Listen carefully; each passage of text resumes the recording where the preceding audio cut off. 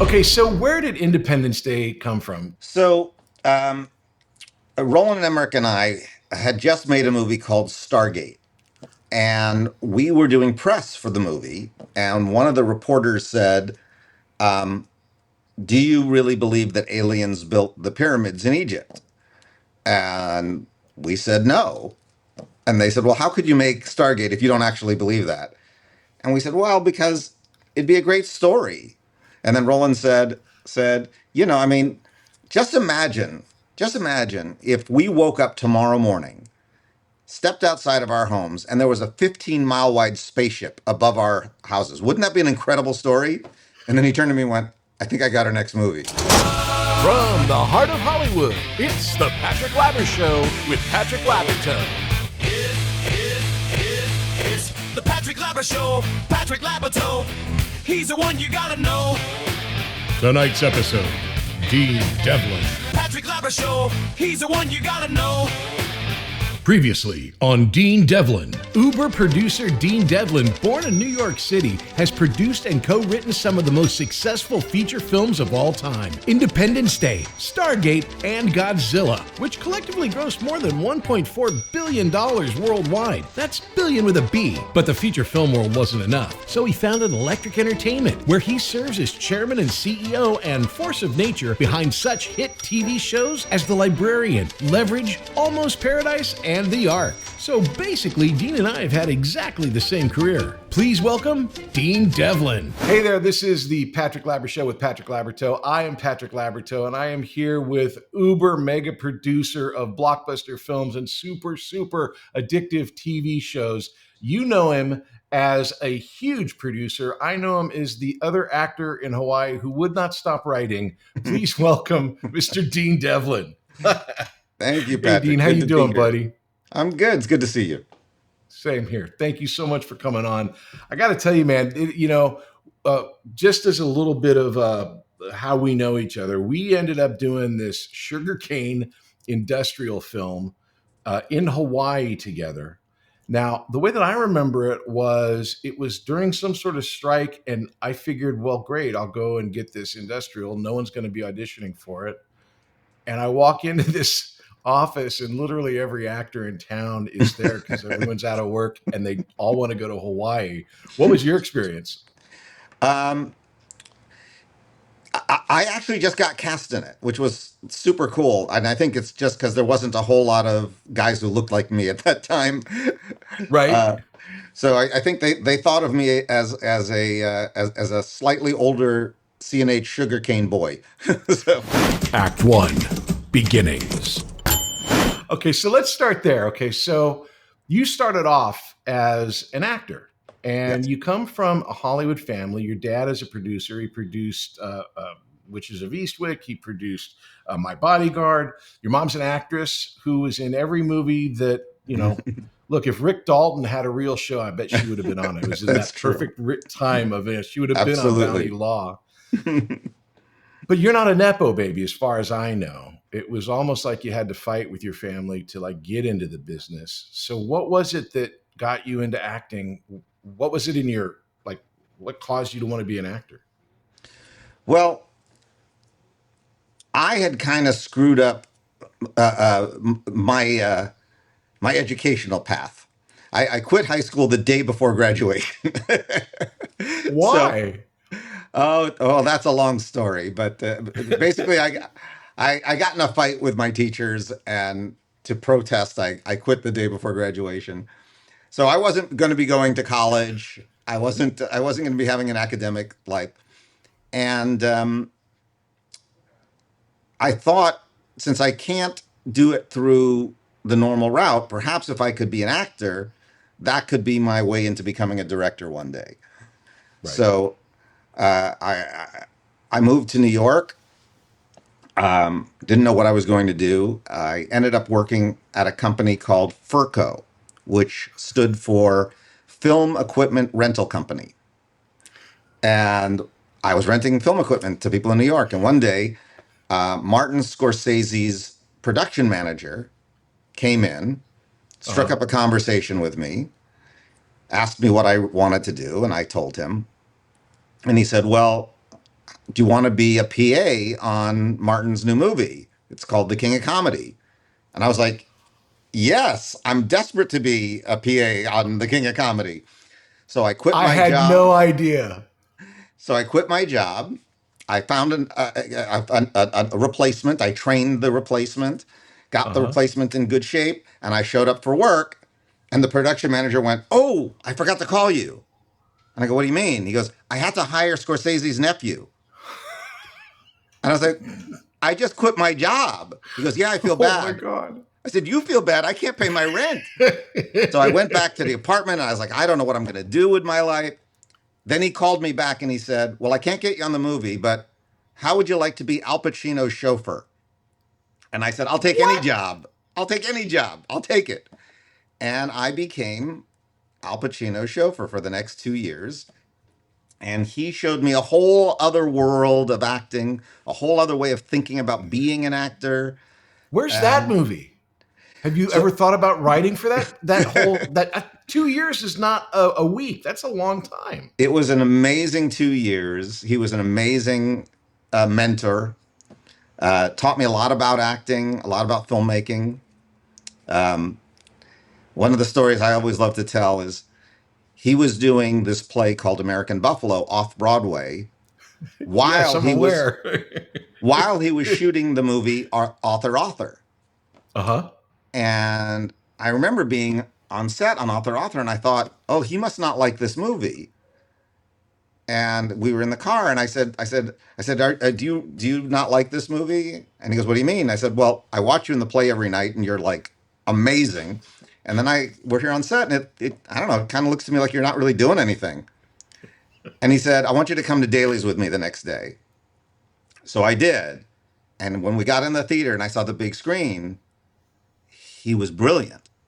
And I was like, "I didn't see any of that." And he said, "Dean, if the crew laughs, it's too big."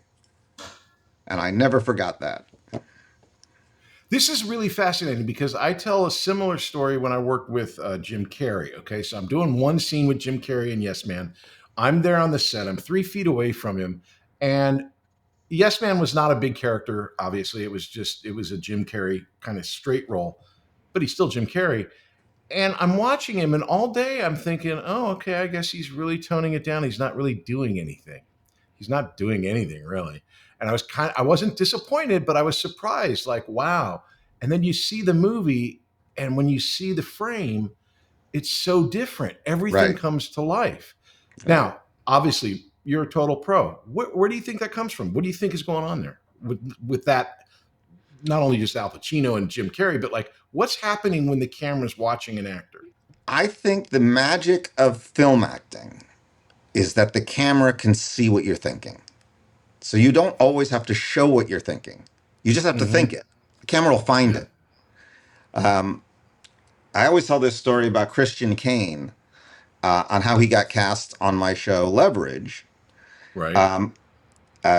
John Rogers was my showrunner, and he knew Christian Kane. I didn't know Christian Kane. And he said, "Oh, yeah, he's perfect for this part. You're going to love Christian. You're going to love Christian."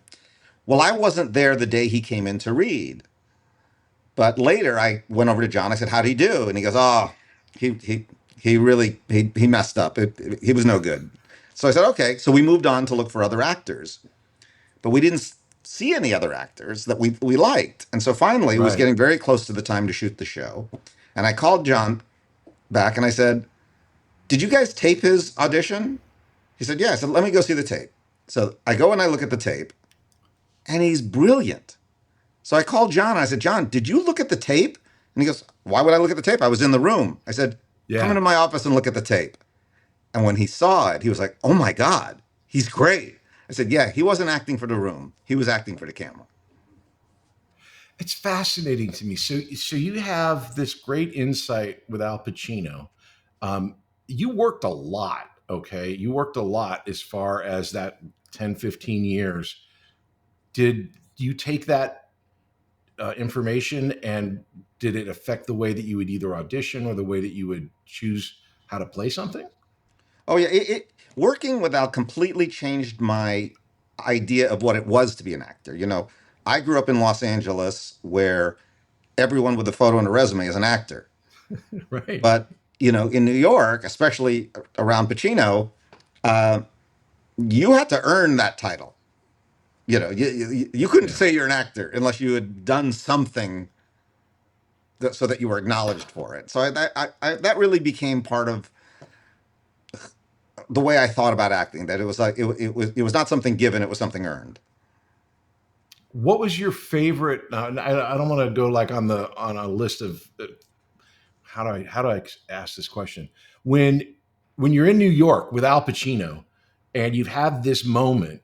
What you said your goals changed. What changed as far as what you wanted to do at that point? How did it change? Well, I think in my head, I just thought, I'll get on some TV show. If the show's a hit, they'll let me direct, and eventually that'll turn me into a director. But I wasn't real. I only was looking at the acting as like something that I would just get and Uh-huh. just be able to do. I hadn't really thought of it as something I had to really work at and actually be good at it. And and Did Al you just think kind of that because of the LA thing, or because your mom, or just because you grew up with it, or all yeah. I those mean, I things? I think the world I grew up in, on a lot of people got jobs who were okay, not great, but they look good Still or. do. um, but yeah, it was just a different mindset, and it just had me thinking about the entire process differently. I mean, I knew I had to study. I knew I had to get like really good acting coaches. I knew I had to be around other actors who were going to challenge me.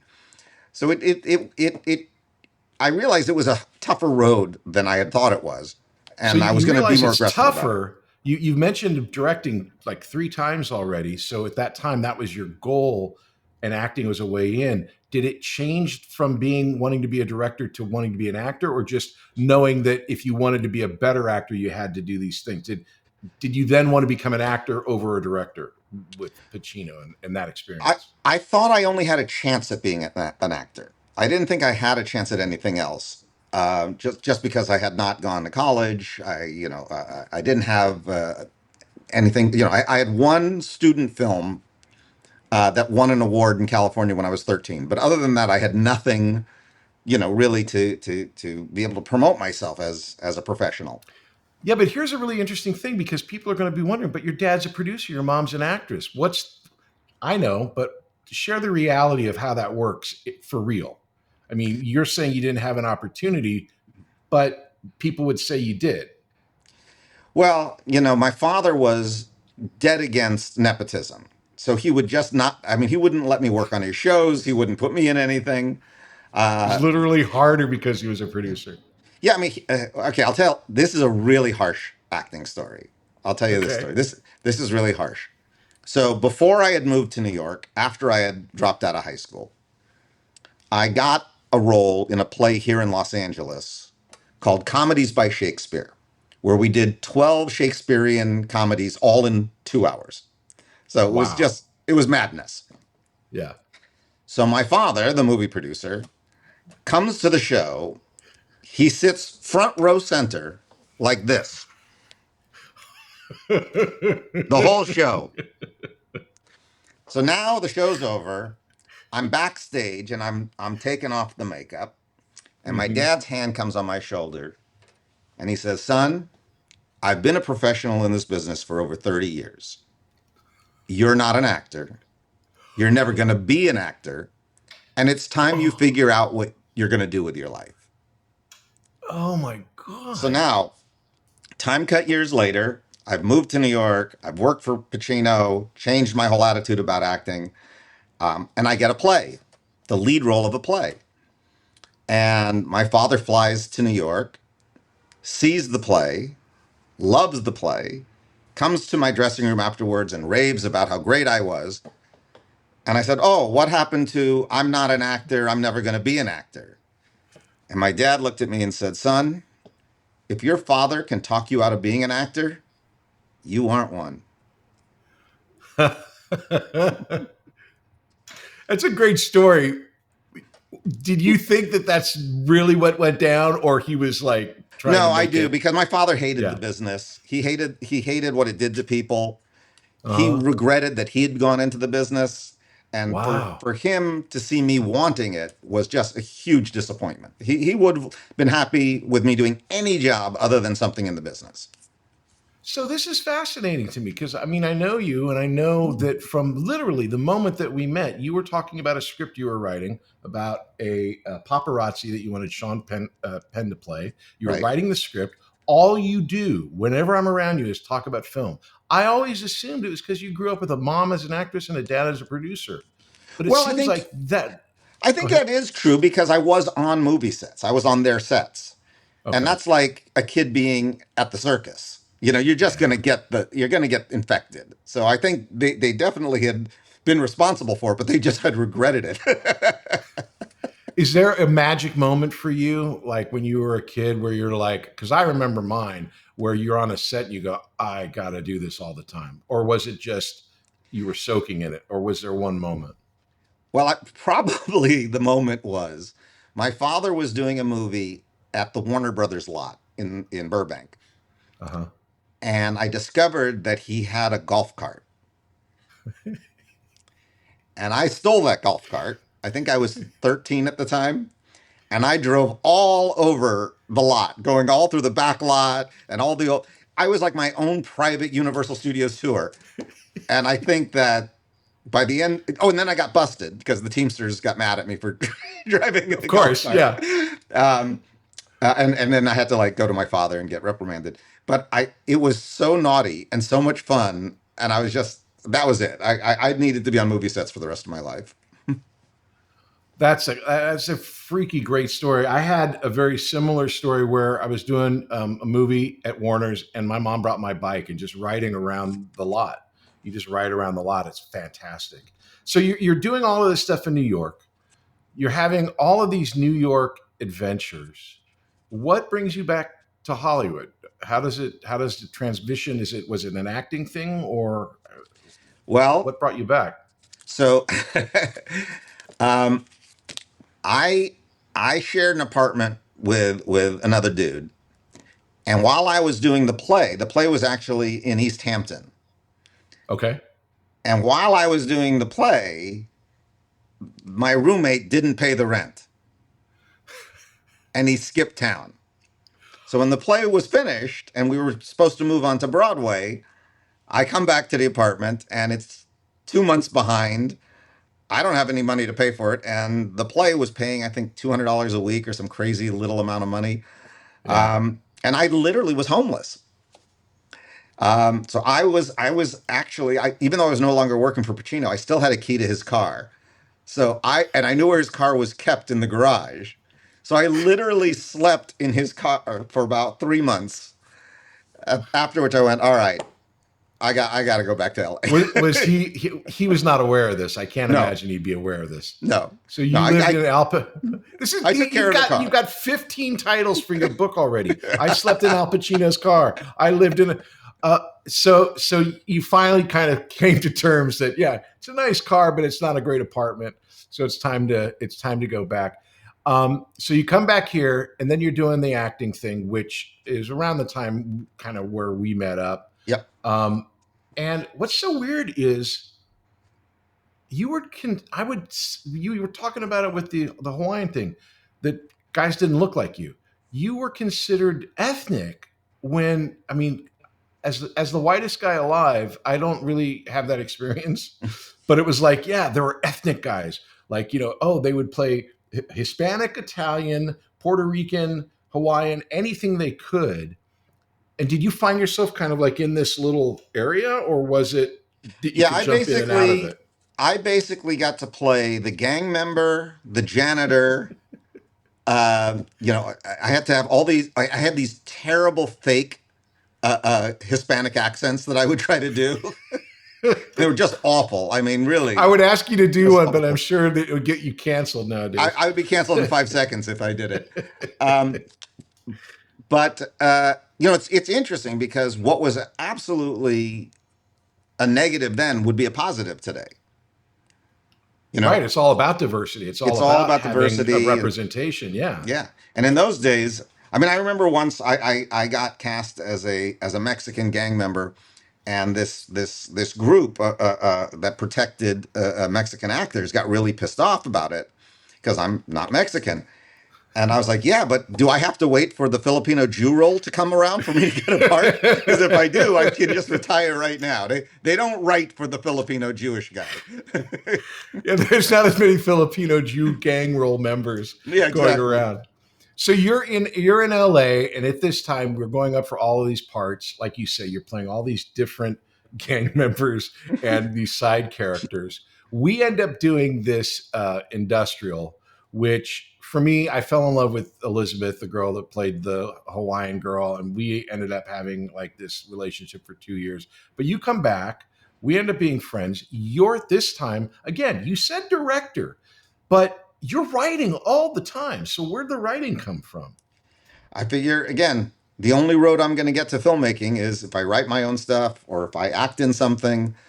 I didn't see any other pathway at that time. So I was just always writing, always trying to come up with some kind of project that I could convince someone that I was more than just an actor. And that was hard. Right. I mean, I actually, I won't say his name because it hurts his feelings, but I used to keep a letter on my wall from an agent at CAA who I had sent a script to, and he wrote me this letter back saying, stick to acting, kid. Gosh. I used to keep Now, it on the okay, wall. so this is the second big dude in your life that says you're not an actor, you're not a writer. And it are you the type of person that when you get that, it makes you work harder, or do you let it slide over your body and just go with your own like intention? How does it affect you? This is an excellent question, and I've thought about it looking back because nothing ever stopped me. Nothing deterred me. And I'm not sure if it was narcissism or stupidity or a combination of both. But something got me through all of that. I mean, even when I was sleeping in the car, I never was depressed about it. I never thought it all's not going to work out. My life's going down this. In my head, it was like, geez, how many more years do I have to wait before I make it? And Wow. I don't know why I had that attitude. It was probably my mom.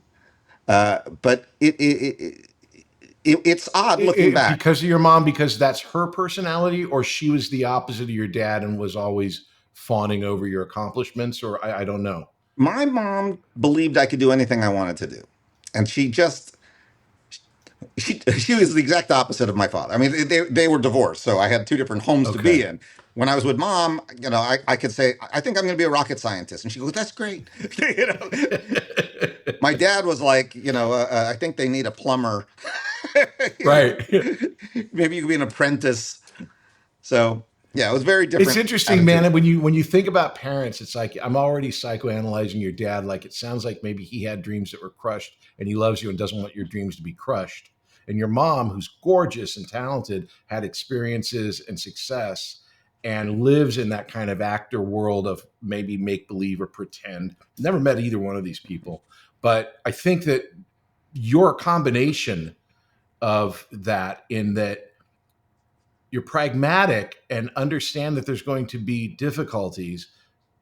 But unlike any other person that I've worked with, as soon as you hear what the issue is, you don't bother to worry about it. You just get on fixing it. Where does that part of what this is coming from? Is just that chug along mentality? I think, again, I say this as a parent. I think if we make sure our children know that they always have a home, they get less and less afraid of failing. Mm-hmm. And my mom, more than anything, always made me feel like no matter what happened in my life, I always had someplace to go back to. And in fact, I did go back a couple times. So, I think that Is that sense where of you ended up when home, you came back to Hollywood from New yeah, York? Yeah, yeah. yeah. That So, does matter. It does matter. That not so much something to fall back on in the sense of like let them do it, but a safety net. And again, not a financial safety net, but a safety net of love, yeah, of emotional security. support. That there you go. Good. Yeah, that's the word. Yeah. Yeah. Yeah. I mean, I think, So that's so you're struggling at all of this acting stuff out here. We do this thing. We become friends, and your life turns around. I'm not taking any credit.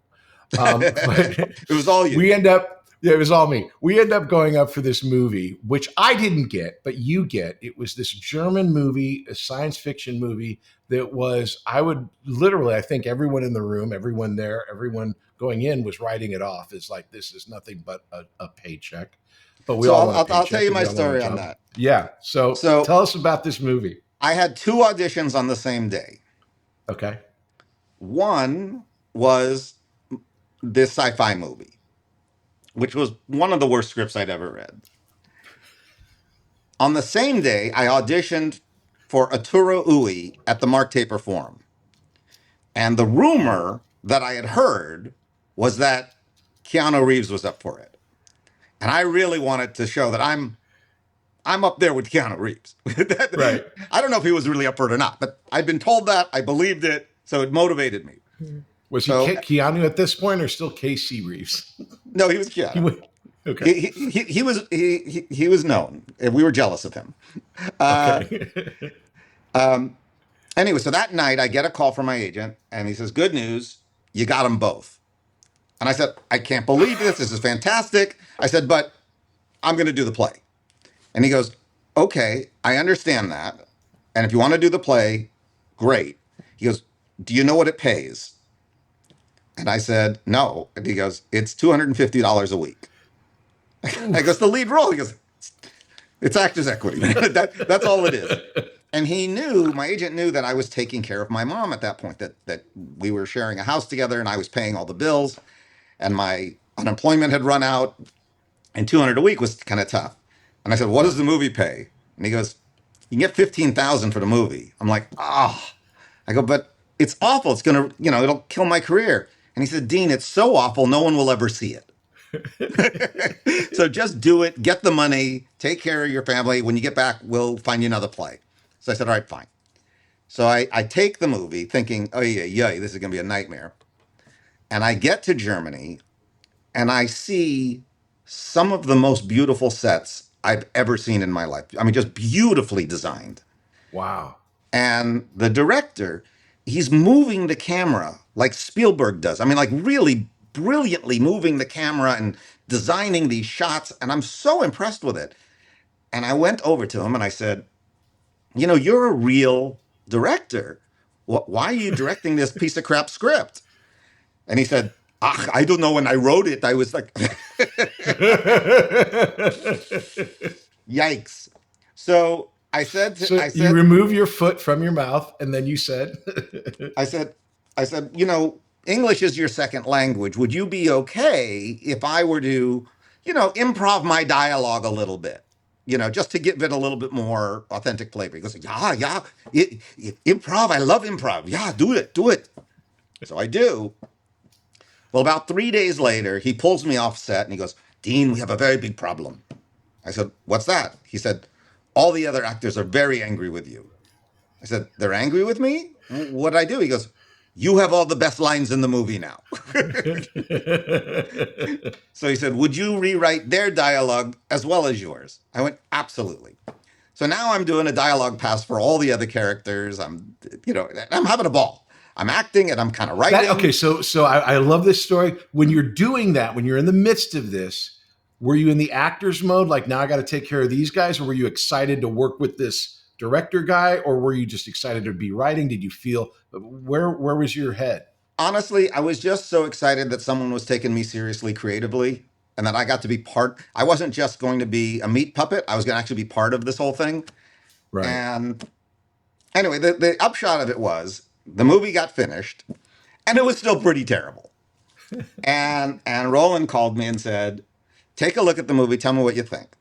So I watched the movie and he said, "How do we make this movie good?" I said, "To make it good?" And he said, "Yeah." I said, "Well, we're going to have to reshoot about half of it." And he said, "I can't afford to reshoot half of it." Because no way. He goes, "Well, what do we have to do so I can at least sell the movie and get the money back so I can pay back my brother who lent me the money to make the movie?" I said, "Well," I "think if we shoot a new opening, a new scene in the middle, and a new scene at the very end, it'll at least track. And then I think you could sell it." And he goes, "Yeah, let's do that." So I did all the rewrites. we shot it, and yeah, he sold it. He was able to sell it and get his money back. And that began a 12-year partnership of writing and producing with Roland Emmerich. We'll be back after these messages. Hey there, my name is Patrick Labyorteaux, and I play an actor on TV. And I also have this acting school called Working Actors School. And what we do there is we teach people to act using Zoom. So you can take an acting class with me and with a person in Connecticut, in Florida, and San Diego all at the same time, thanks to the miracle of Zoom. And I'm very excited to announce that we have a brand new class called Adult Weekly Class. Now, what is that? Now, that's a class that'll meet every Wednesday at 5:30 p.m. Pacific, and you come in and you have an hour-long acting class with other students. It's very, very simple, very, very fun. So if you've ever wanted to be an actor or try it or just mess around, these classes are great. So the Adult Weekly Class is going to be every Wednesday at 5:30 Pacific. Now, come and check it out. It's going to be really fun. Go to workingactorschool.com. Check out the website. You can sign up for the class there. If you need any other information, there's a phone number and an email on the website. You can get it there. And we would love to have you come and try. Talk to you soon.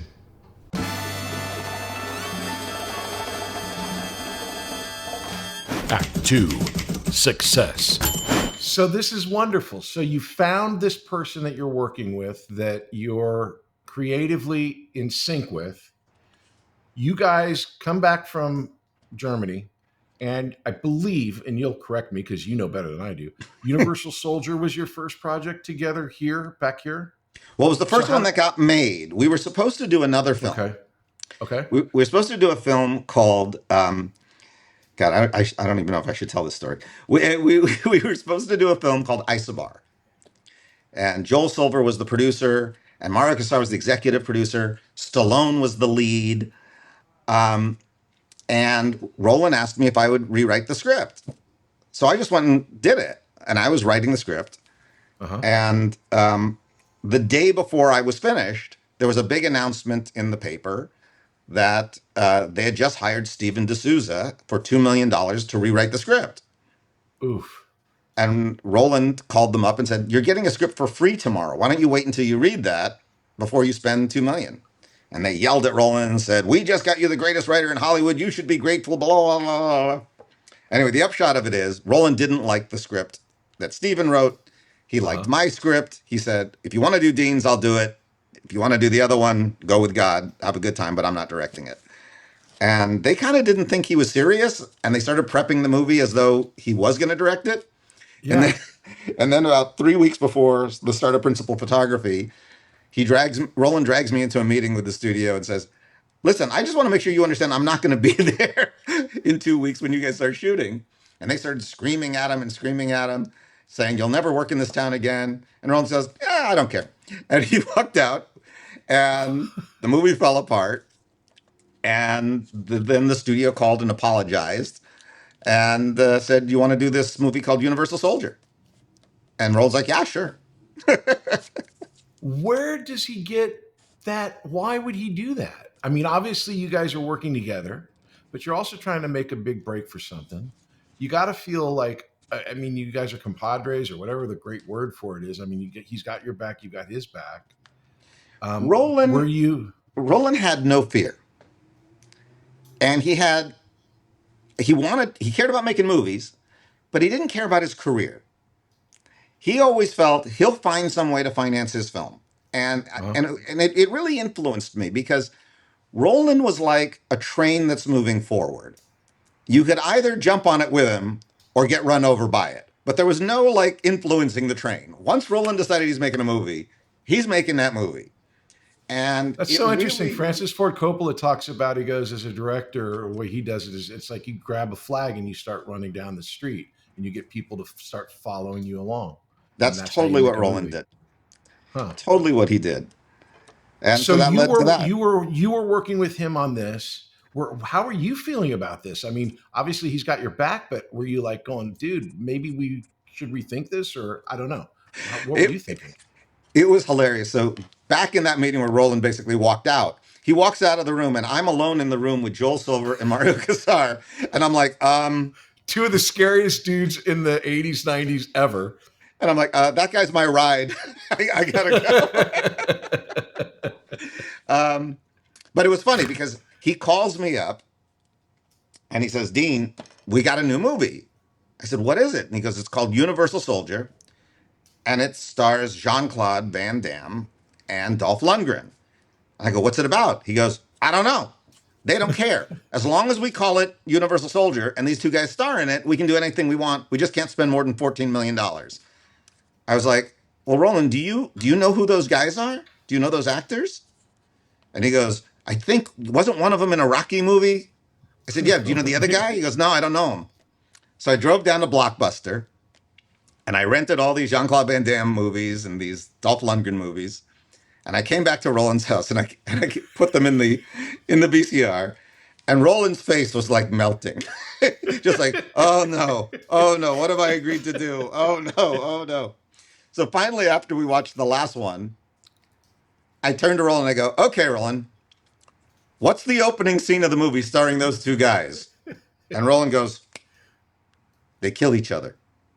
And that's the opening scene of Universal Soldier.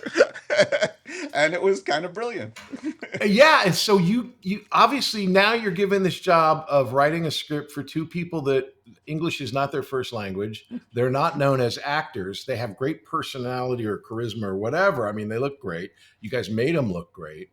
And we turned them into zombies. There you go. Okay, so that's how you figure it out. We made them zombies. Perfect. So this whole process, you guys are working together, building this film out. Yeah. When and I don't know if this is a good thing for you or not, but you've always looked young. You still look young. But back then, I mean, you looked like you could have been a newspaper boy on set. And it's like, here, kid, get me some coffee.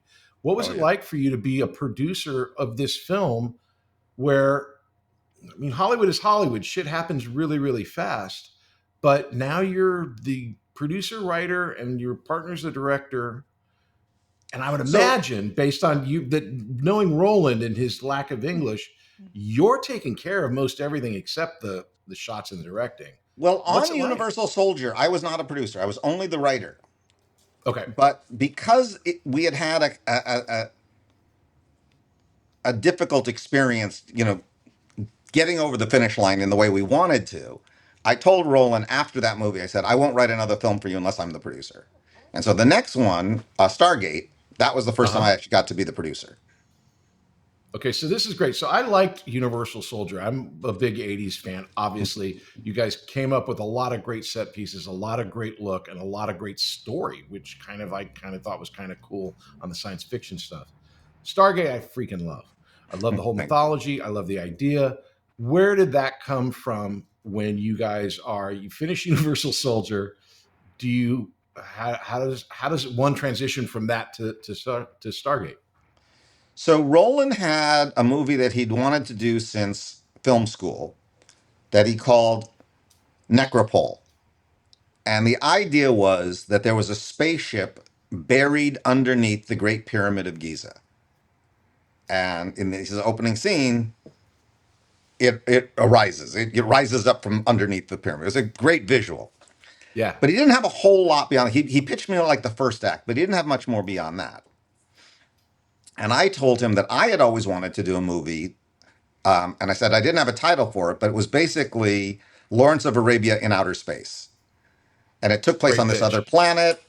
And it was this guy who helps these slaves. And he gets the slaves to rebel against the evil lords of the planet.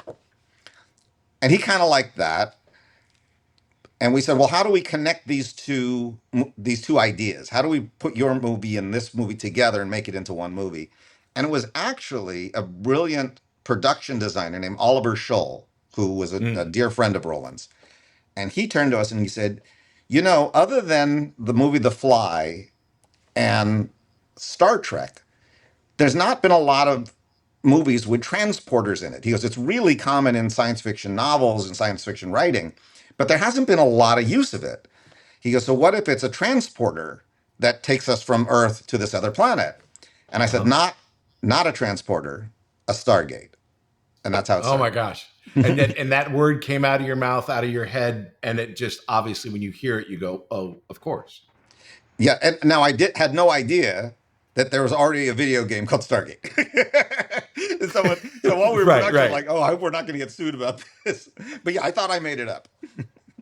Well, but I mean, you did. I mean, that's the whole thing. Ideas are just out there, and it's how you come around, how you come across them. So again, what I see in Stargate more than in Universal Soldier, I saw a lot of problem solving in Universal Soldier. In your writing for Stargate, I see the beginnings of what I think of when I think of your writing, which is many stories combined into one. So that you've got these story fragments that come along. You've got the soldier that lost the son. You've got the old king. You've got the alien. You've got these people. Do you do you see pulling these strings together as a style or something that you return to because you like the dramatic cause of it, or does it just happen because of the story you're telling? Honestly, I think the truth is that Roland Emmerich grew up in Germany, but loved American movies. He loved the movies of Spielberg. He loved the Raiders of the Lost Ark. He loved the Zemeckis movies. And I grew up here in love with Star Wars and all these same movies. And Yeah. suddenly we were given an opportunity to do our version of the movies we loved.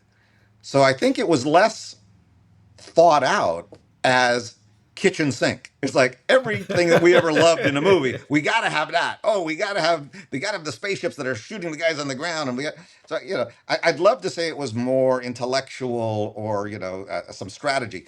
I think it was just two nerdy guys Okay, so fanboying out. nerd out with me. What would be your favorite thing that you have in Stargate, or that is in Stargate, that's your favorite kind of like cool science fiction-y genre thing that you really like? Go, man, I'm glad we got that in. Actually, my favorite thing in Stargate was not in my script, and Okay. it was not planned. What I had written in the script was they walk through the Stargate. That's what I wrote. So Roland set up a camera through the Stargate. He did one on the side, profile of them walking through. And each actor kind of did their own reaction before they walked in. And it was fun to watch each actor do his own thing. And Kurt Russell gets it, and you see him steel up for the adventure, and he steps in.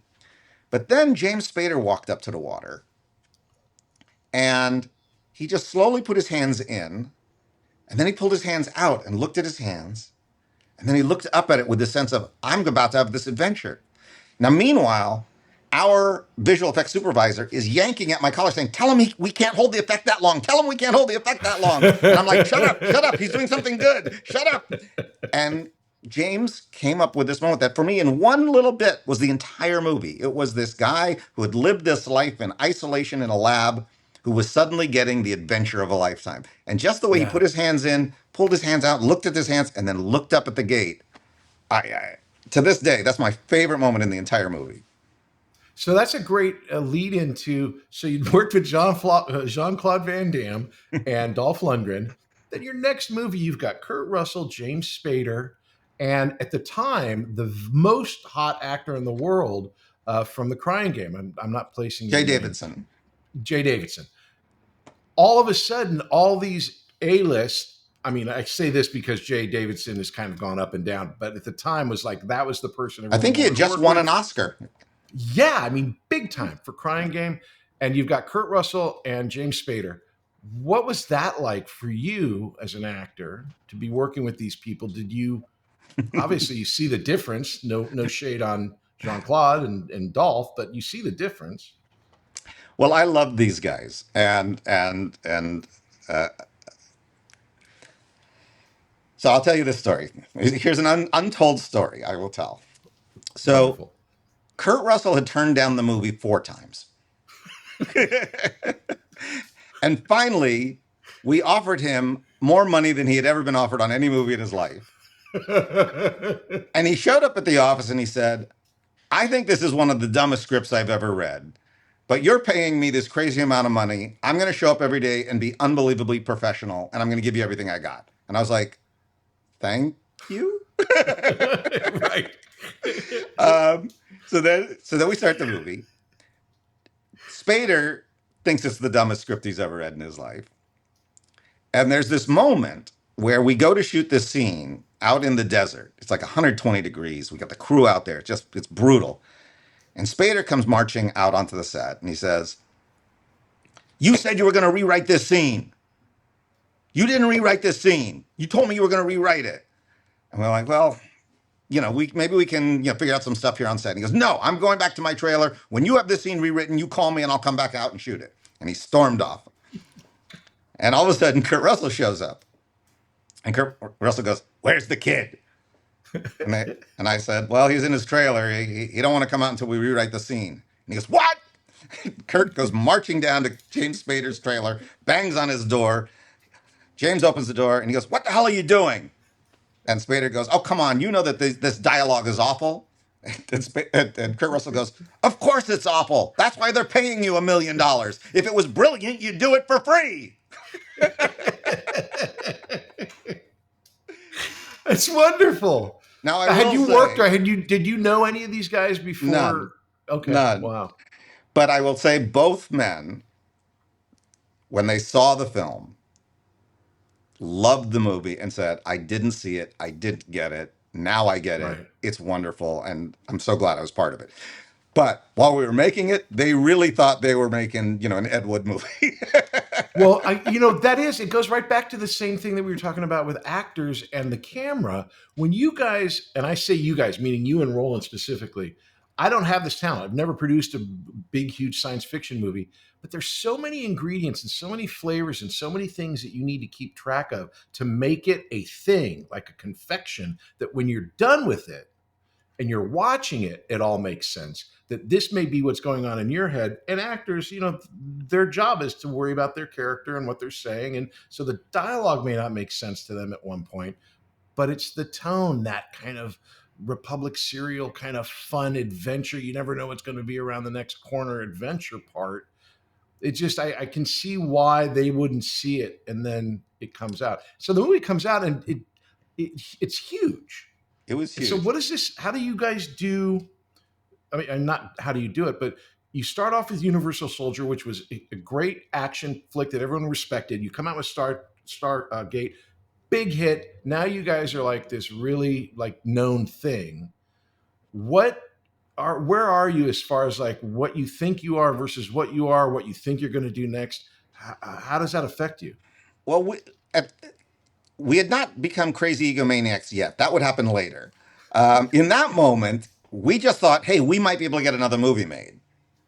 Right. And so Roland and I went off, and in 2 weeks, we wrote Independence Day. Oh, come on. I mean, that's a great story, but seriously. No, it gets worse. This gets worse. This gets worse because it's absolutely something that I've never experienced before or since. And it's just one of these miracles. So yeah, we wrote it in 2 weeks. We gave it to our agent on Tuesday. The agent sent it, no, I'm sorry, on Wednesday. We gave it to our agent on Wednesday. Thursday morning, he sent it to every studio in town. Thursday night, we had an offer from every studio in town. Friday morning, we went from studio to studio to studio, hearing what they wanted to do in our pitch. We had sold it by the end of the day, and we were in pre-production on Monday. I mean, just crazy, just absolutely insane. So what was your punch list? You ended up at 20th. Why? Why 20th? So there was this bidding war that happened.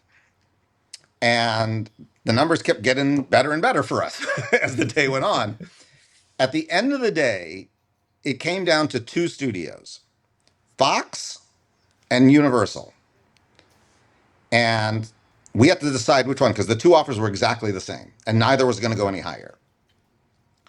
So we were in our agent's office at CAA, and standing outside the door was Casey Silver from Universal. Oh, man. And now, so we know we're making a decision, and we know he's standing on the other side of the door. Uh-huh. And Roland couldn't decide. And our agent said, well, guys, you got to pick one of them.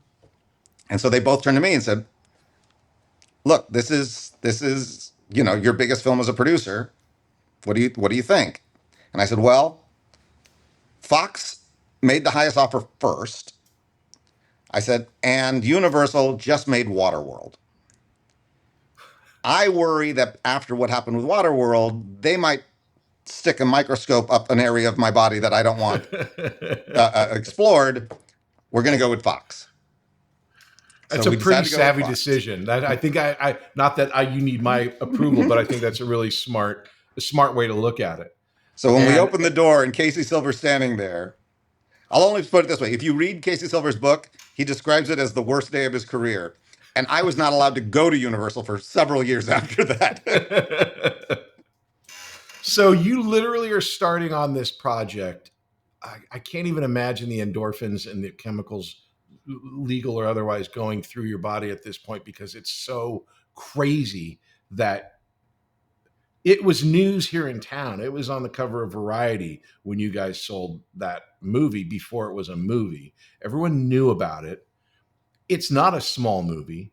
It's a sprawling epic of, again, all of these. It reminded me of, again, maybe 20th Century was the great place, because Towering Inferno and all these great stories where these disaster flicks are all these stories that come together that tell these, personal stories over this big, huge, unbelievable story. Where do you start as a producer when you're like, okay, how do I start this big movie? Where did you go? What did you do? Well, before we had sold it, in the writing process, Roland and I had a very unusual writing process, which is I sat at one end of a table with a word processor, and he sat at the other end of the table with drawing materials. So I would write the scene and he would storyboard it. And then when I was done with what I've done, I'd show it to him. If he liked something I had done in the script better than what he drew, he changed the drawing. If he thought what he drew was better than what I wrote, he'd show me the drawing and then I'd rewrite that. So by the time the script was finished, we literally had storyboarded the entire film from beginning to end. So Was it at this process that you got the famous White House explosion together? I will tell you that all of the great imagery was Roland, all of it. And he constantly would, again, at that end of the table, he'd draw something. I'd look at it and go, we're going to blow up the White House. Yeah, we're going to blow up the White House. I'm like, all right, we're blowing up the White House.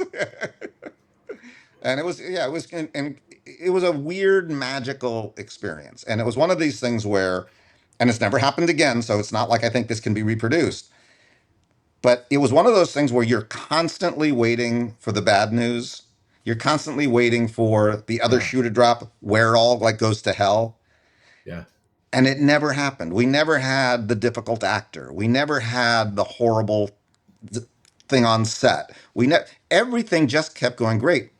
And I'll never forget, we were now in post production. We're doing the final mix and we're making prints. And Roland came over and said, "Yeah, we're having some trouble because they want to make 4,000 prints." And I said, "Roland, you've got the wrong number.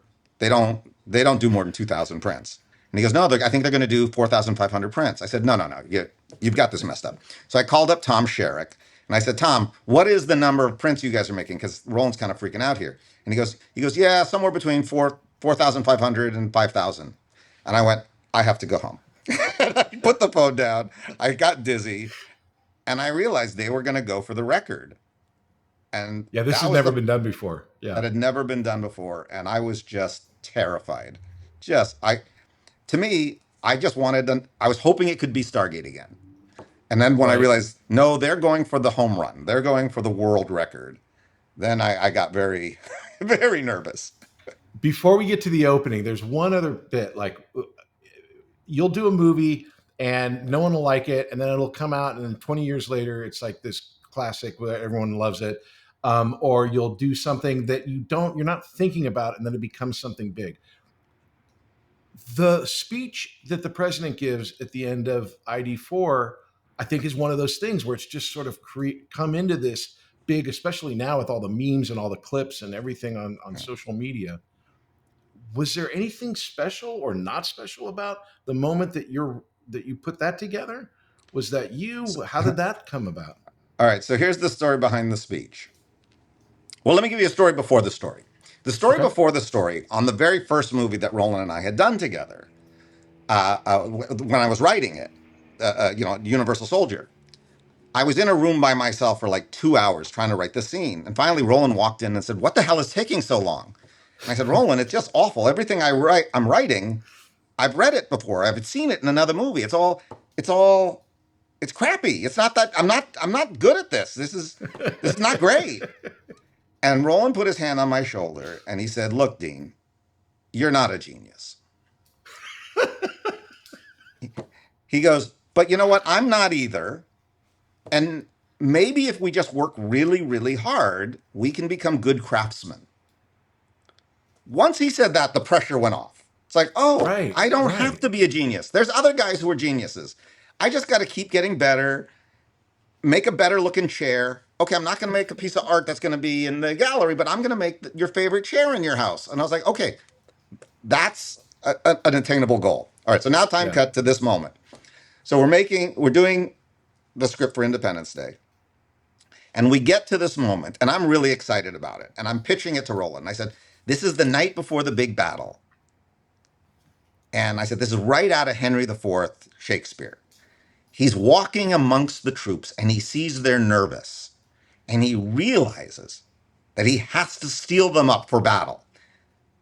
And Roland goes, "So you just want to write the St. Crispin's Day speech?" I went, "Yeah." And he goes, "You're not Shakespeare." I said, "I know, but look, this speech is going to be the big thing." I said, "Look, let me just vomit something out now and we'll work on this thing. We'll get back and we'll really spend time on this. We'll make this speech the best speech." So I went off and literally in 15 seconds, I vomited out a speech and we put it in the Right. script. And as I said, the whirlwind of making the movie happen. So now I'm in the production office and I'm working on something. I forget what I was working on. But I looked up at one of the PAs and I said, "What's the scene they're shooting next?" And he goes, "Oh, they're doing the president's speech." And I went, "I never rewrote it. Oh, crap, I never rewrote it." So I literally, as fast as I can, I'm running to the set to go work on the speech. And I arrive just as Bill Pullman is doing the first rehearsal. And it goes gangbusters. And all the extras freak out and start screaming. And I was like, holy cow. The only change I made was at that moment, there were people at 20th Century Fox that wanted to change the name from Independence Day to Doomsday. So the only change I made is I ran over to Bill Pullman and I said, at the end of the speech, say, "Today we celebrate our Independence Day." And that's literally the only The change. only change, like the number one quotable. Okay, so that's a great story. And again, only put in there to try to save the title of the movie. Right. Not that I thought it improved the speech. So did you take anything? The lesson I would take away from that, having been told the story, not experiencing it, is sometimes simple is what you need. Like not that it was bad, but that you said you vomited it out because you're thinking of St. Crispin's. Here's what the character needs to say. And sometimes, and we know as actors, sometimes it's not the beautiful language, it's the way that the actor's feeling and what they think in their head and what comes out the front of their face, that the simplicity of language can sometimes make it easier. Did you take anything away from that moment, or was it? Well, I think that the other thing that really shaped me after that was that, yes, sometimes you have to play a brilliant game of chess, but sometimes you got to do speed chess. And sometimes Right. really interesting stuff comes out of speed chess that you didn't, that you just channeled it creatively as opposed to you Yeah. figured it out. And yeah, most of the time you have to figure it out. But every once in a while, you hear this from songwriters. They wake up and they've got the whole song in their head. Right. Sometimes you just got to like trust that instinct and let it fly. Well, the experience from what it would have to have been like that for Independence Day because you said you wrote it in 2 weeks. So it's obviously you're channeling a subconscious story of what you guys wanted to tell. You had great visuals. You understood the personal, which is one of my favorite parts of it. Obviously, I watch it every Independence Day. I think everybody does. But when you watch it, it's like each year I forget, oh, right, there's so many great character stories in it that it had to come out quickly because you knew what story you were telling. Well, that, and when on the day that we got greenlit, we knew that Tim Burton had just gotten greenlit his movie Mars Attacks. And we thought, if we Oh, and you come guys out, saw that as something similar, I guess. Of well, course you we would at knew it that was point. about an alien invasion on Earth, and ours is Right. an Yeah. alien. And I also, huge admirer of Tim Burton. And I thought, Yeah. if that comes out first, we'll look like we're trying to do his silly movie seriously. It'll kill us. Oh. So I said, we have to come out before they do. And so that put this huge rush on it of like, all right, we got to get everything done. We got to get it right. We got to get it right fast. And I think it worked out because when Mars Attacks came out, it felt like they were parroting us, which is the way it should Yeah. have been. Right. You know, it's interesting. You tell these great stories and you tell them really well. Obviously, you're an excellent storyteller, Thank you. but you drop these little things along the way, like the President's Day speech, or that, oh, I knew we needed to get there faster, or 20th Century or Fox would be the place to go. That it's these small, little, incidental, maybe ideas or thoughts that end up being like linchpins of the success. That's And so right. trying to like back engineer that and figure out, well, how do I do that again? I don't think you can. And I don't think you So should. I think the thing yeah, is, and it's this is what I different. say to actors and filmmakers who are trying to manage their careers, don't. Just work. Yeah. Interesting things will come from working. Just constantly work. I mean, you and I started a friendship doing an industrial film. Right. I mean, it's like you don't know where the interesting people in your life are going to come from. Right. And I just think if you just work whenever you can work and do the best work you can in the situation, you'll always get something from it. Always. But I see these people so many times trying to plot their careers. And of course, what's the old joke? How do you make God laugh? Make a plan, you know? Well, let's play some speed chess here because again, you've got this huge career.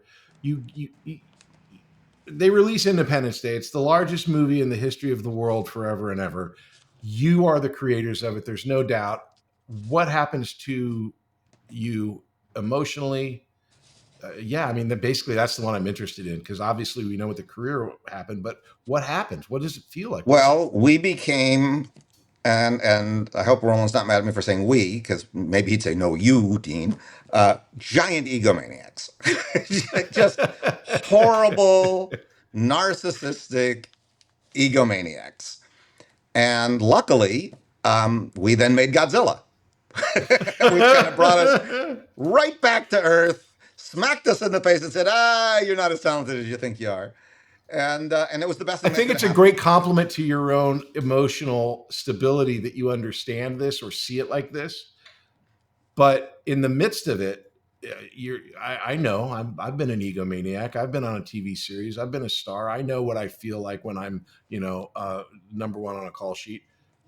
But it's not until after when you look back, what was the real time reality of all of this when you go off and you did the Patriot before Godzilla? No, Patriot was No. after. That's how we Okay. got back on So our feet. okay. So you go to do Godzilla. Again, I like Godzilla with the many stories combining into that. You think that you were like overreaching, or what do you think was your like I'm I using your think that words, your egomaniacal tendencies in I Godzilla. think, well, let me speak for myself because I don't want to speak for Yeah. Roland because he may feel very differently. But from a writing perspective, I broke every rule I believed in screenwriting on writing that script. And the rules were broken out of narcissism. I don't need to set up the characters in Act One. I'll do a scene in Act Two, and then I'll explain the characters. No, no, no. Oh, Structure is setup, conflict resolution for a reason. I yeah. don't need to make Godzilla a hero or a villain. He's just a creature. Creatures in real life aren't heroes or villains. In movies, they're heroes or villains. You got to tell the audience how you're supposed to feel about them. We had this huge death scene for Godzilla at the end, and no one gave a crap. They're like, why am I sad that this guy, this, it was just, I'll take all the blame on Godzilla. Because again, the visuals Roland came up with were fabulous. But I wrote a No, script but that I was just appreciate the not candor. one that Look, I works. appreciate the candor and the reality of something like that. But again, when you were dealing with this, it's a different set of expectations. Stargate was more pressure than Universal Soldier. ID4 was more pressure than Stargate. All right, so I'll At tell you this the point, story. now, yeah, now you've got to be better than the biggest movie ever. So, opening day, I'm in New York at the biggest theater in New York. It's the first screening, the 12 o'clock screening, noon screening. I'm in the back of the theater. The movie's over. People are getting up to leave, and I'm standing in the back of the theater. And I see these two guys, and they're walking up the aisle. And one guy turns to the other and goes, "Hey, that's Dean Devlin." "Who?" "Dean Devlin. He's the producer of the movie." "He produced this?" "Yeah." "Sucked."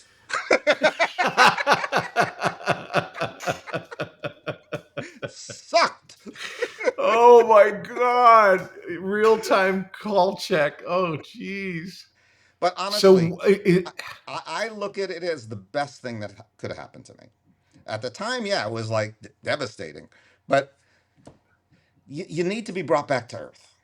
And after that, I would say I was a lot more careful in my writing, a lot more careful in the productions. uh-huh. I had, again, I had to respect the process instead of just feeling like anything I did was going to be great.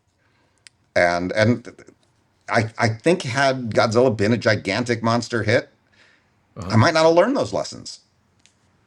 So Well, I'm how grateful could you? for I its mean, yeah, failure. how could you? So so you said it leads to the Patriot, which my question was, where does Patriot come from? Because it's so different than what you guys had done before, or maybe I'm not seeing the connection. It was totally different. So we had an overall deal at Sony at the time, and John Calley Hmm. had always wanted to do a movie about the Battle of Midway. And as you know, Roland later did a movie about the Battle of Midway. So Roland got very excited about this idea.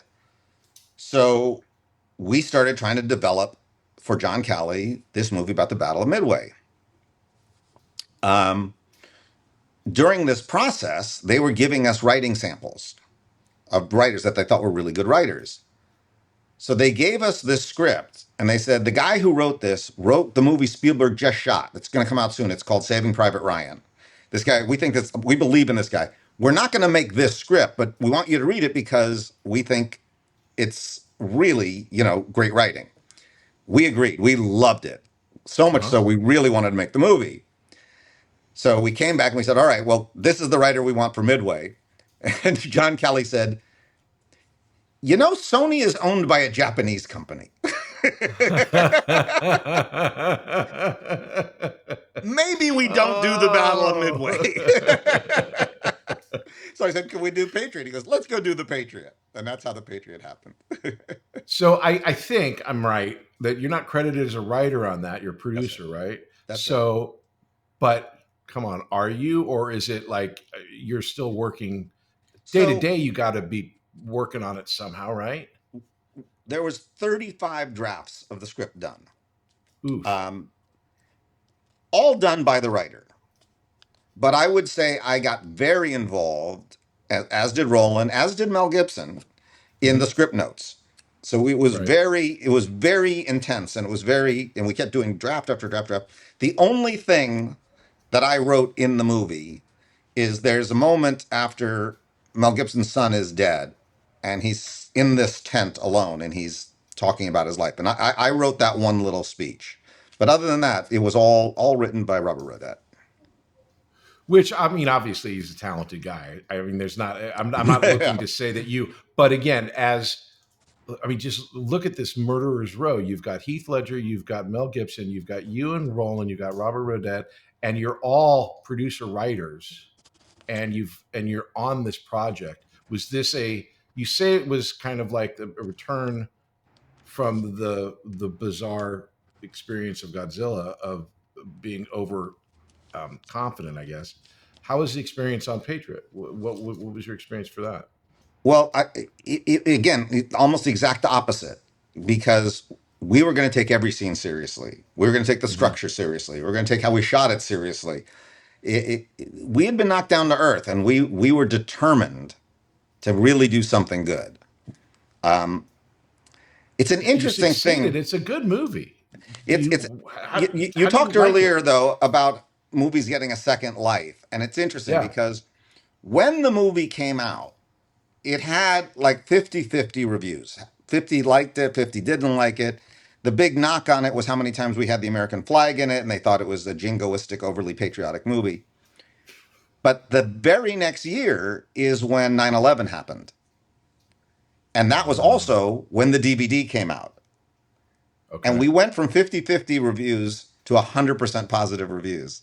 Suddenly, after Yeah. being in a country that had been attacked, the whole view of the movie changed. And it was really interesting. And then, of course, now it's on, every year it plays again on television. And it's thought of as Yeah, one of the. it's very interesting, and I'm speaking strictly for business. Okay, Mhm. um, I was on a show called Jag when 9/11 happened, Yeah, and we were like in our fifth season, and we went another five. I think based on the patriotic reaffirming of America and the military and all of the things that people were kind of not looking down on, but not paying attention to, just sure. years before. It's easy So I to can get cynical absolutely about. see that. It's Yeah. easy to get cynical about certain things. And then things happen in the world that kind of give you perspective and go, oh, yeah, it wasn't so easy to have this country. We actually have to fight for it.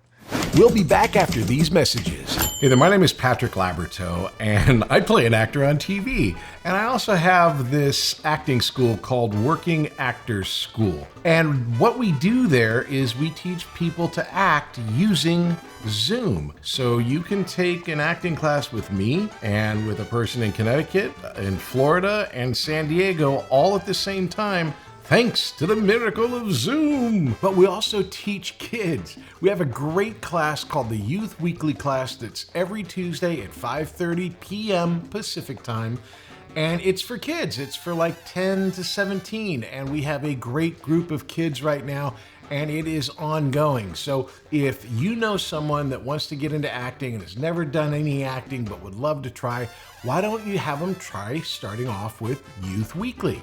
Just go to workingactorsschool.com and check us out. It's Youth Weekly every Tuesday at 5:30 p.m. Pacific time. Act 3, present day. So after Patriot, you end up producing a lot. And is there obviously partnerships combine and break up all the time in life and in business? And so you'd always wanted to be a director. You've been saying that for all of these stories. You've been working with a great director. You've been writing and producing. How did you guys end up not working together? Was there a story behind that, or is it just sort of like it's time? So Roland found love in his life very late in his life. He'd been an absolute workaholic through the time that we'd been together. Mm-hmm. And I was really trying to build up the company, build up how many shows we were developing and our team. And Roland had just fallen in love, really, for the first time in his life. And he said to me, he said, I want to make a movie, and then I want to have my private life. And then I want to make a movie because I don't really want to run some big company. And I said, Roland, you've earned that right. You've been nonstop since film school. If you want to enjoy your life more and then occasionally make movies, do it. I said, but Mm-hmm. you won't want me around because I'll be like this albatross, like, oh, I got to make a movie so Dean can make some money. I said, let's not do that. I said, let me go run a company. You go do this. And it was literally the greatest It creative sounds divorce super ever. healthy. It Yeah. was great. And he's been supportive of me over the years. I was supportive of him. And, so it was literally the best divorce you could possibly have. Well, I like hearing those type of stories because I'm a big fan of Hollywood, and especially when you're talking about talented people. You've had from that moment, you've had this huge career in producing and in television, and there's so much to talk about with the television. Where did you decide that the transition was going to be from movies to TV? And I'm not talking about TV like, oh, he did a show, an episode. Like you're running major series after major series for years. So that's a grind that I'm familiar with that's different. If a movie is a sprint and you're exhausted at the end of it, a TV show is a marathon that just never ends. Well, it all started with a call I got from my agent. His name was Brian Pike. He was an agent at CAA. And he said, there's a man named Michael Wright over at TNT who would like to have lunch with you. Would you be willing to meet with him? And I said, TV? And he said, yeah, just take the meeting. So I was like, all right. So I went and I had lunch with Michael. And Michael's just, if you've never met him, he's one of the great guys in our business, one of the most lovely guys, former actor who became an executive. Um, anyway, over lunch, he says to me, I would very much like to make a Dean Devlin style movie on TNT. And I said, well, first of all, that's an insane compliment that you feel there is a Dean Devlin style movie. No one's ever said that to me. So I said, thank you. I said, but I tend to make movies now that are like $100 million. Can you make $100 million movie on TNT? He goes, oh, no way. He goes, but he said, but we do make bigger TV movies than anybody else. We've had budgets up to $12 million, and nobody's doing that in television except us. And I said, okay, not to be crude and grotesque, I said, how would I be compensated? I said, I get a really nice paycheck doing $100 million movie. How would I make any money, Right. spending my time doing this? And he said, well, look, you're clearly not going to get the kind of money you get making movies. He goes, but you make this movie, you make one of these movies with us, you can own it. What? He said, you can own it. I said, wait, what? How does that work?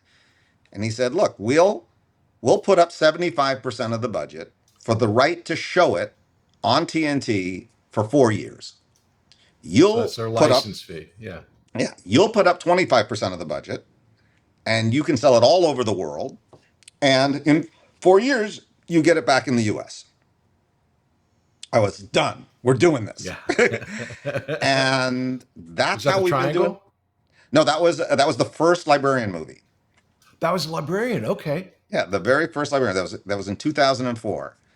And that just changed everything. Once there was a way for us to make the shows that we love, even if it was at a lot less money, even if we made a lot less money, but we could Right. actually own these shows, be in control of them, have partnerships with. For those not in the biz, not that it's hard to understand. It's like living in an apartment versus owning a house. It's like you have all the 100%. equity. You have this in your library. Dean Devlin to this day owns the library, and that's his company's property. That when there's money coming in, you're getting a piece of it, which is the But way it's it it's should be. it's less about the money than the control of it. In other words, Mhm. uh, when MGM decided to do a Stargate TV series, I had no say so, and I had no How do you involvement. feel about that? I mean, I've read some stuff like you guys are a rapprochement or whatever, but that's weird. You spend Well, all this stuff. I've created scripts, I've created characters, and then to hear someone else taking those characters and doing something, it's weird. How did I you was feel? furious about it in the beginning, and I used to trash the show. I was very hostile to the show, mostly because some other parent was raising my child, and I didn't really want Right. to give my child up. Time cut 12 years later, they're still doing a Stargate TV series, and I'm thinking to myself, they must be doing something right if it's lasted 12 years. I mean, they can't be making crap. And so I reached out to Jonathan Glasner, who'd been doing the series, and I fell in love with him. He's just like the greatest guy in the world. And I said, you want to do a series together? So he and I did The Outpost. I fell in love with him twice as much actually working with him. And now we do The Ark together. Okay. So then, so so him raising your child created a relationship, and when The child grew up well. So he did he something right. grew up well, yeah, he did. The kid did good. Kid did good. So okay, so you've got this librarians movie.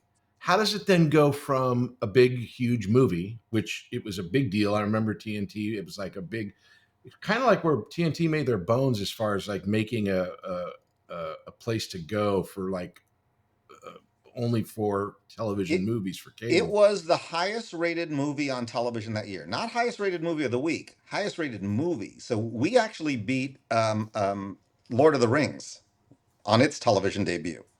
It was huge. And Michael got promoted to the head of the network because of it. So how does So, that turn into a weekly or a series? well, I don't we know if it ended was up weekly or not, doing but two more sequels to that movie. We did okay. the first one was Quest for the Sphere. The second one was King Solomon's Mines, and the third one was the Judas Chalice. And all three were giant hits. And we were actually at the upfronts for the third movie. And Michael turned to me in the middle of the upfronts and said, "When am I getting a TV series out of you?" And just off the top of my head, I said, "What do you think about a show about a group of high-tech thieves who become modern-day Robin Hoods?" And he went, "Sold." Come on, you pitched leverage off the top of your head. And he bought it. So I called I John Rogers and I said, "What, do you want to do a crime and heist show?" And he said, "You're not going to believe this. I was just working out a crime and heist show with Chris Downey this morning." I said, "Let's get together. Let's go make this show." And that's how it started. This is ridiculous. I was going to have a question like, how did the librarians impact, leverage? It's like directly, literally, like that's, and then so leverage became the show that then the librarians became a TV. Was it ever? Has it ever? It's been a series, right? The Yeah. librarians are just a Yeah. series of movies. No, we So did three was movies. Then right. right when Leverage was done, Uh-huh. um, they had always asked for a librarian series, but I didn't know how to do it for the money. But Right. making Leverage, we really learned a lot of the tricks of television that we didn't know. And so when we were done with it, I said, I think I finally can do the Librarians TV series at the prices that we have to do it for. Right. I said, but I won't do a pilot. I've given you three movies. So if you want it, we'll do it, but you have to go directly to series. And Michael was like, let's do it. That's And we were fair. picked up Yeah. right to series, and we ended up doing 4 seasons of it there. And now we're doing a new spinoff of it called The Librarians: The Next Chapter. So that you obviously, and again, this is something that you and your company own, and so this is your IP, this is your idea, this is where you come from. Um, I guess this would be the time to ask, like, what do you think of uh, a Dean? What's a Dean Devlin project? What do you, if you were, if you were asked by me, what is a Dean Devlin project? What would you say? All right. So this is very honest, though it's not very deep. But it's honest, and I think that that's more important than fake depth. I'm Right, really only interested in three things. The first is I find life to be difficult.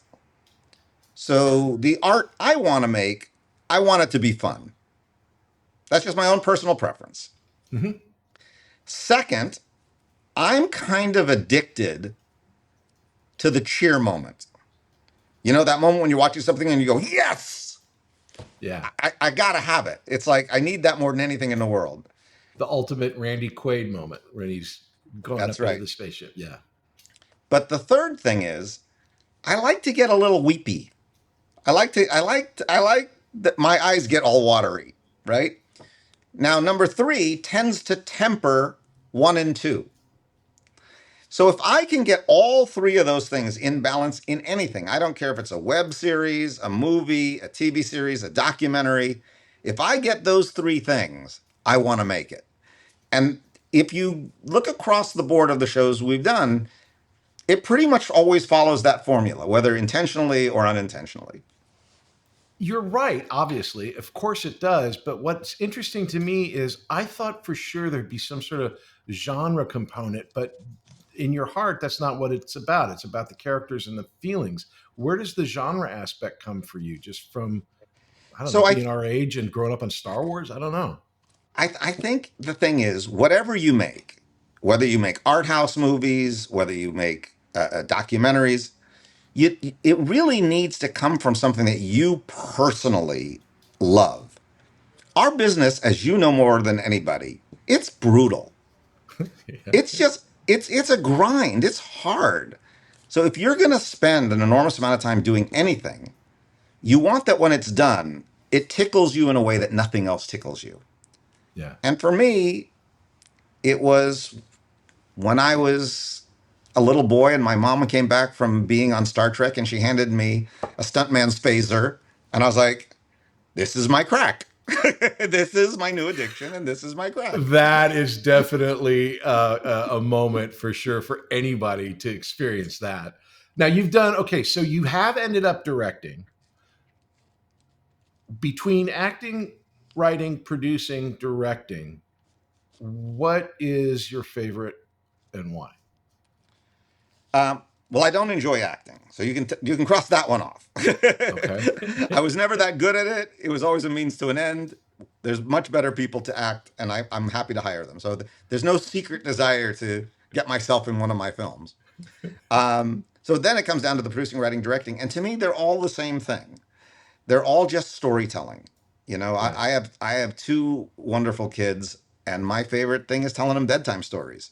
You know, so I look at everything I do as storytelling. And sometimes I'm doing it from the director's chair, sometimes I'm doing it from the producer's chair, sometimes I do it from the writing chair. But it's all the same thing. I just want to weave some tale that takes you away for however long you're listening to it, so you can relax and go to sleep. You know, it's really interesting. When I've not had the same highs that you've had, but I've written, directed, and acted and produced, and the writing aspect of it, I always loved because it seemed like it was a way to just download my imagination. And I'm alone. You're alone. Right. The producing aspect seems like the puzzle master, where you're figuring out all the problems. And then the directing thing feels like the ultimate filter. Like, no, I like that. No, I like this. And you filter everything. Do you have a different viewpoint of those three disciplines, or is that line up with where you're at? There is a great quote, I believe it's from Jean Paul Sartre. And the quote is, bliss is proximity to creation. And I believe in that more than anything. So to me, everything you just said are all moments of creation. Even the puzzle Yeah. solving, Yeah, even for the sure. figuring out the budget, it's all trying to be creative. And the more you're immersed in the creativity and not the politics of it, not the how do I get the job. As an actor, the auditioning part, that's hell. But Yeah. when you show up on set and they say action, that's heaven. Yeah, that is literally two separate jobs that have nothing to do with each other. It's That's weird. right. So Yeah. the more we can live in that moment of creativity, the happier our lives are. So for me, the whole That's journey has beautiful. been, how do I get as close to bliss as possible? We'll be back after these messages. Hey there, my name is Patrick Labyorteaux, and I play an actor on TV. And I also have this acting school called Working Actors School. And what we do there is we teach people to act using Zoom. So you can take an acting class with me and with a person in Connecticut, in Florida, and San Diego all at the same time, thanks to the miracle of Zoom. Now, besides classes, I also offer a one-on-one session. It's an hour just between you and me working on a particular piece of material, whether it's for an upcoming audition or maybe you're working on something and you need to have that breakthrough moment. These are really, really fun, and they're really, really great because they're really personalized and intense in all the good ways that intense can be. So if you're working on something, if you want to break through, if you want to have a one-on-one session where you're not working with other people, this is the way to do it. All the information is in the classes page on workingactorsschool.com. Act 4, questions. So the first question is called That's Showbiz. And What is your most Hollywood moment? My most Hollywood moment? Oh boy. It was probably the phone call saying 9 studios want to buy Independence Day.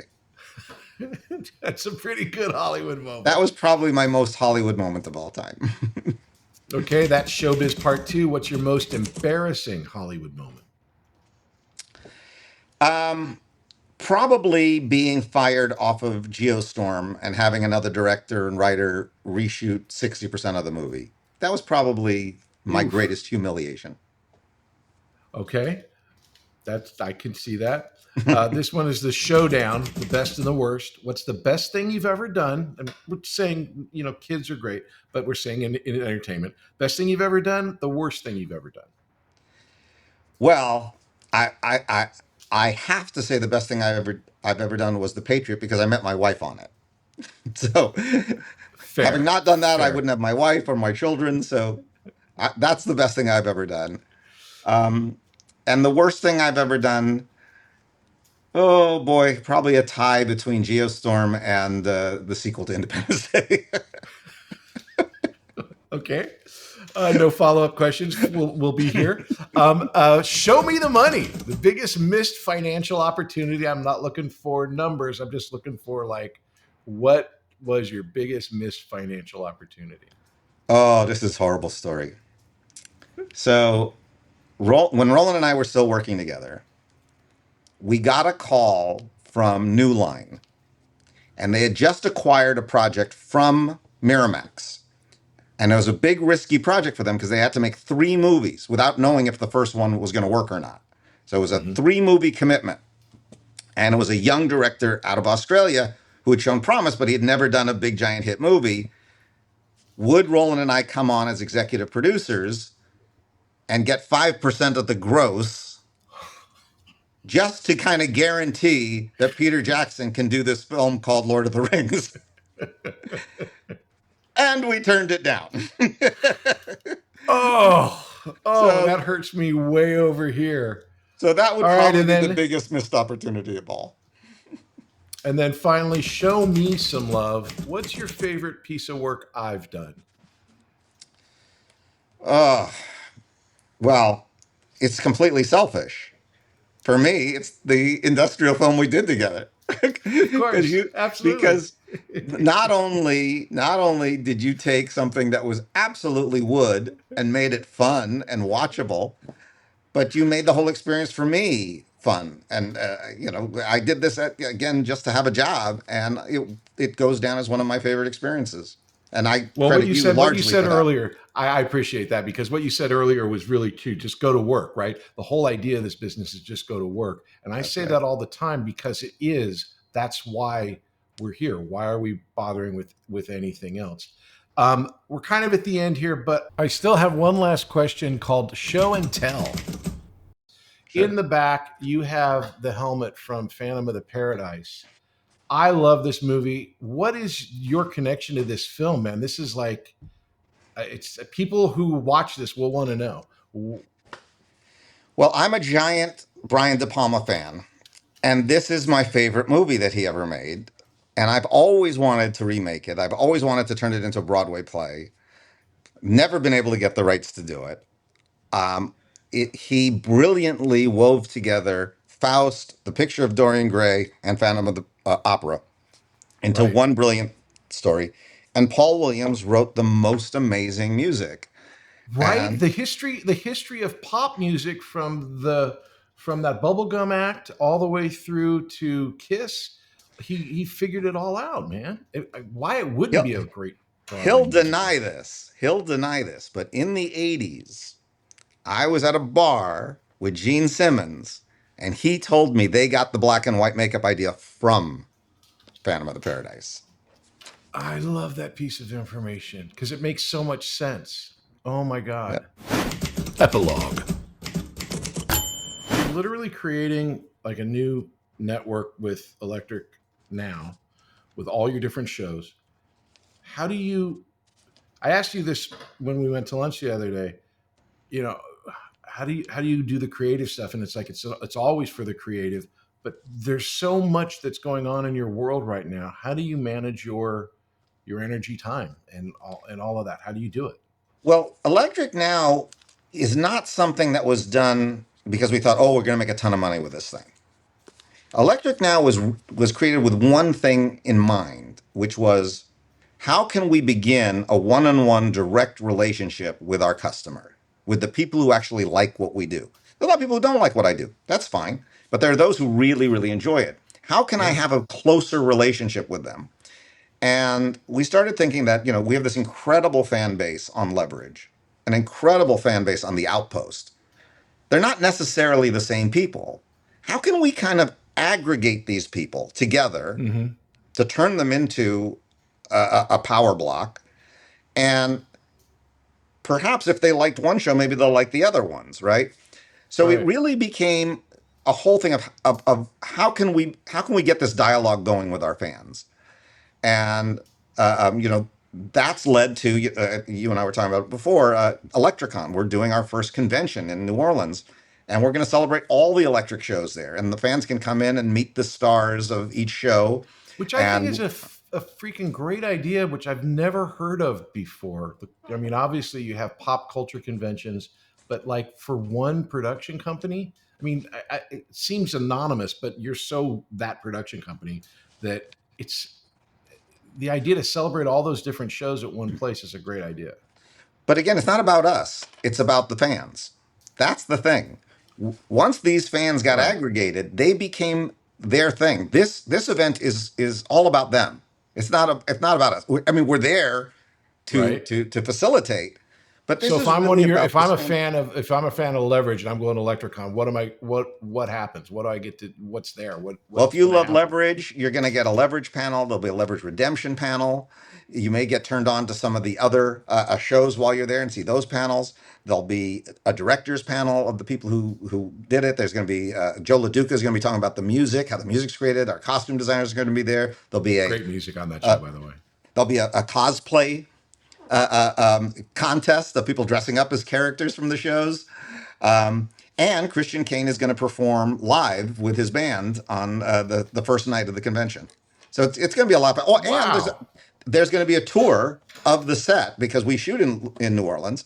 Uh There's huh. going to be a tour of the headquarters from Leverage Redemption. So if you're a Leverage fan, it's going to be a lot of fun. I don't know if that's ever happened. We just did a Little House thing where they had a recreation, which was pretty amazing. But the actual sets, a tour of the actual sets, is pretty amazing. Yeah, it's could be fun. Could be a lot of fun. And when is that? And where is that?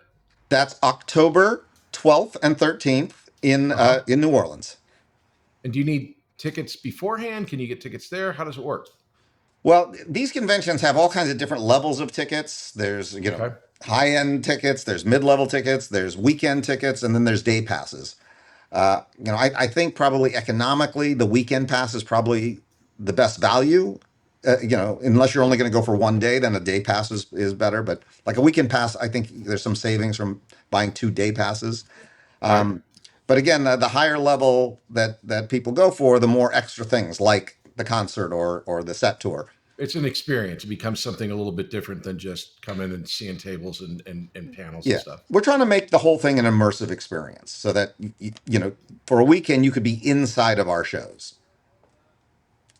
Of all the things that you've been doing with television, can you narrow down the one thing that you learned from television over film? Great question. So on that first librarian movie we were talking about, Mm-hmm. there was this sequence in the script where Noah Wiley is riding this horse and the girl is on the back and they're being chased by a jeep who's shooting at them, and then a train pulls up alongside and there's an opening in the car and he leaps the horse through the opening and then the car can't catch it. It's an incredible action sequence. And then afterwards, there's this very quiet scene, just Noah Wiley and the Guardian sitting around a campfire talking about life. Well, the show was about a minute and a half over. And so I called Michael Wright and I said, I'm going to cut the scene around the campfire so we can get this great action scene.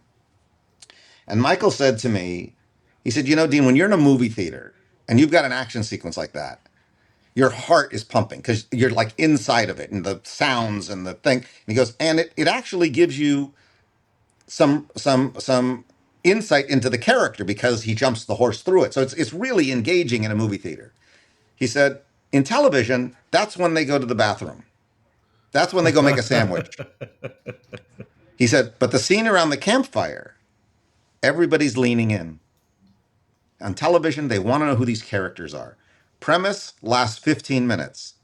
Characters are what it's all about. They either fall in love with these characters and want to know everything about them, or if they don't like it, then you've already lost them, no matter how many action sequences you put in. And I kind of didn't believe him, but we did the change he asked, and he was 100% right. And I realized from that moment on, the most important thing, the plots are important, they're all important, but the most important thing are the characters and why you should give a damn about them. End credits. Well, Dean, dude, I could talk to you for hours, but apparently you've got an empire to run. And I thank you for the time. Thank you for sharing these freaking great stories. And I just want to say that, you know, I call you every now and again going, I just saw Independence Day or I just saw Stargate. And I really mean it. I really, in Leverage, I binged the whole thing, but like, I love these shows that you make. Thank you. And I'm just really, really happy to call you a friend, but also to be able to talk to you like this was really amazing. Thank you so much for your time. Thank you for having me on the show. I love what you're doing. I love the TikToks, and I think this is a great extension of it. And thank you for letting me be part of it. My pleasure, man. It's the Patrick LabyorSheaux, Patrick Labyorteaux. He's the one you gotta know. Hey, everybody, thanks for listening. I'm really, really glad you're here and checking out the podcast. It is an audio podcast wherever you get your podcasts. It's a video podcast over on YouTube or on Spotify or wherever you get the video ones. All my socials are Working Actors School on TikTok, on Instagram, and on YouTube. Please check us out. If you want any information about the school, it is at workingactorsschool.com. We've got classes going on all the time. And again, thanks for listening, and we'll see you next time. It's the Patrick LabyorSheaux, Patrick Labyorteaux. He's the one you gotta know.